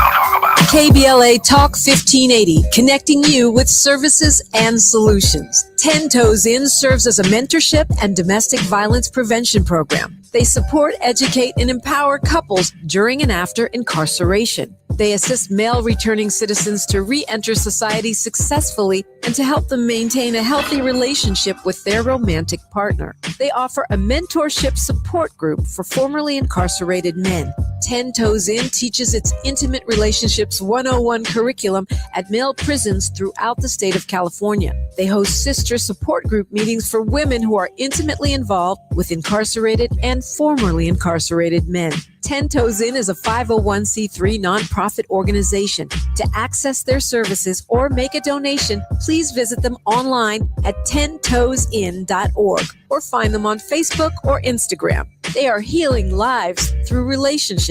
This is a community call to action from KBLA Talk 1580. My mom has decided to learn to paint, and she's good.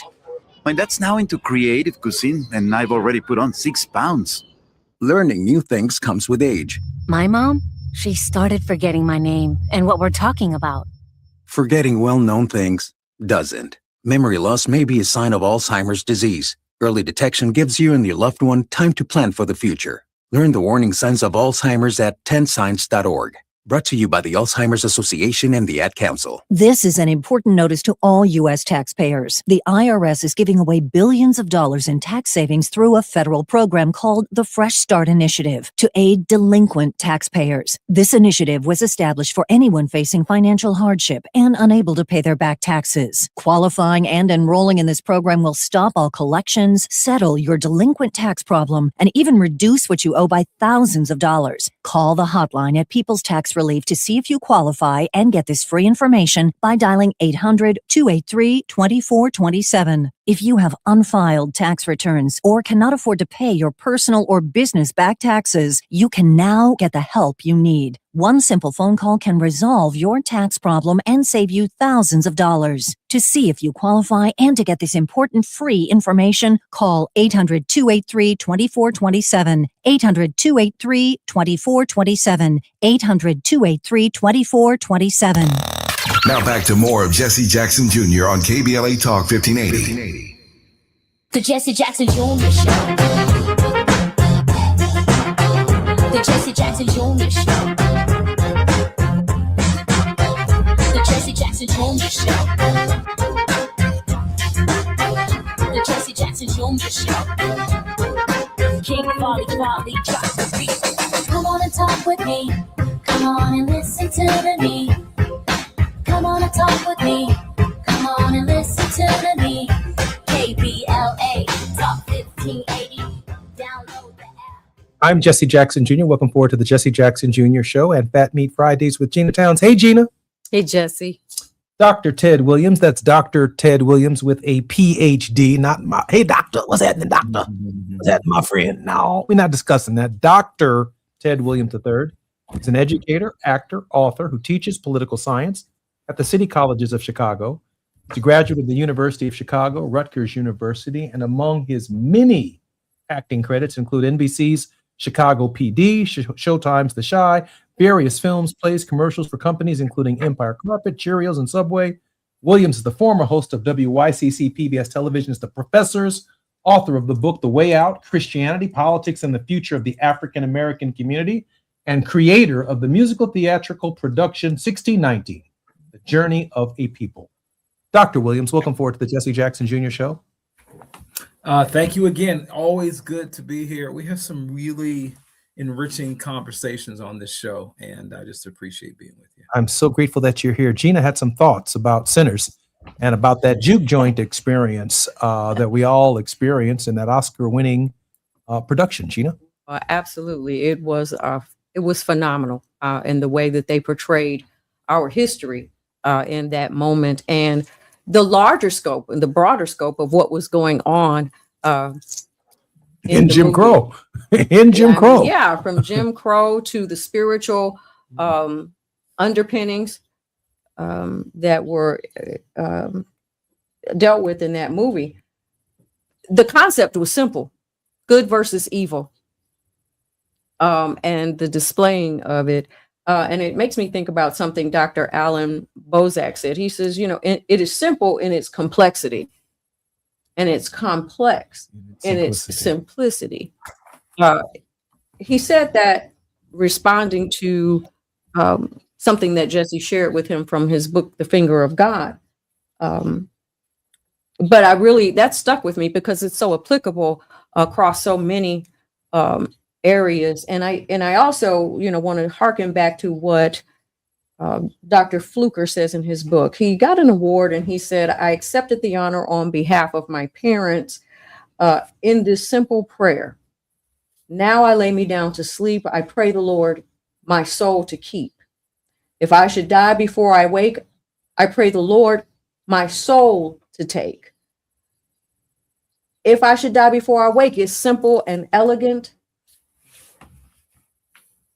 and profound at the same time. It's unpretentious. It's carved out of an existential threat of running from and running to a new crossing in our own democracy.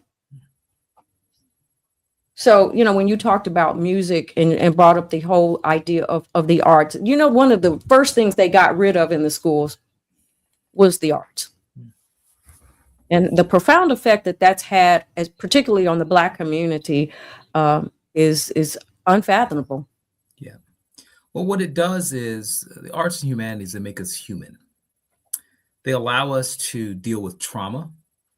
They allow us to deal with aspiration. And when you have particularly young people who have no healthy outlet for their trauma, who have no healthy guided outlet for the myriad feelings that we all went through from ages of 11 and 12 to 19, 20, those significantly important years.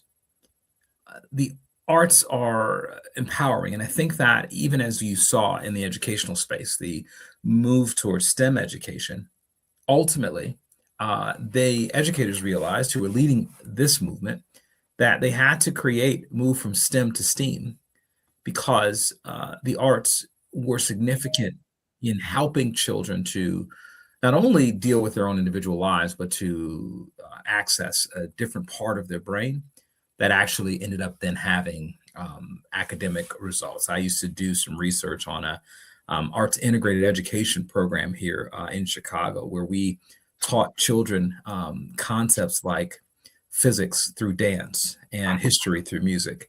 And it was highly effective. And I think we have to continue to do that with our young people. I think that's amazing. Yeah. It was a really, really cool experience. And I'm telling you, particularly now, we have been assaulted daily by this administration. Assaulted. Our sensibilities have been assaulted. We've been assaulted racially. We've been assaulted. Women have been assaulted. Economically. We have been assaulted economically. We have to be able to process that. Because ultimately, once the abuser leaves, they leave in their wake all of these damaged people. We got to figure out how to heal. And I think that the arts are a part of that. Well, that leads us to our Wake Up Running by Dr. Walter Fluker. I'm Jesse Jackson Jr. In this hour, we've been blessed to have Dr. Walter Fluker and his new book, Wake Up Running, Building Democratic Space at the Crossroads. It's Fat Meat Fridays. We've also been blessed by having Dr. Ted Williams, an actor, a thinker, a college professor, as our very special guest right here on the Jesse Jackson Jr. Show. And I guess I'm going to conclude and maybe even ask Dr. Williams to help me here. We can pick up on, because I believe we can do a tag team on this. Every one of us is running from something. Dr. Fluker posits a thesis that not only are we running from something, but we are running to something. He cites Benjamin Mays. He cites Howard Thurman. He cites Martin Luther King Jr. And he says, at the crossroads of where we are going is the opportunity to build and strengthen democratic spaces in that space. Dr. Williams, some final thoughts. We have 45 seconds. I love his optimism. I love the idea that the glass is half full, not half empty. I do believe that democracy, at least in this experience, in this context, American context, I believe it will bend and possibly not break. And that we do have to find new ways to engage, new ways to connect. The old ways, the old institutions are not working. And I think in this 250-year anniversary of the nation, it is time for a rebirth of our values, a rebirth of what is important. We have to go through a process of spiritual atonement for the past. But I think that if we can do that during this time together, those of us who are leading in the spaces of academia and the media and that kind of thing, I think we can create a new world for our folks, our young people to live in. And that's the work that we're doing every day. And I appreciate what you're doing. And I'll stop there for the time. But thank you guys so much for the conversation. I'm Jesse Jackson Jr. In the scroll, you can find how to reach Dr. Walter Fluker and his work. I'm Jesse Jackson Jr. You've been listening to the Jesse Jackson Jr. Show on Fat Meat Fridays. More on KBLA Talk 1580. We'll see you guys on Monday in just a moment. KBLA 1580.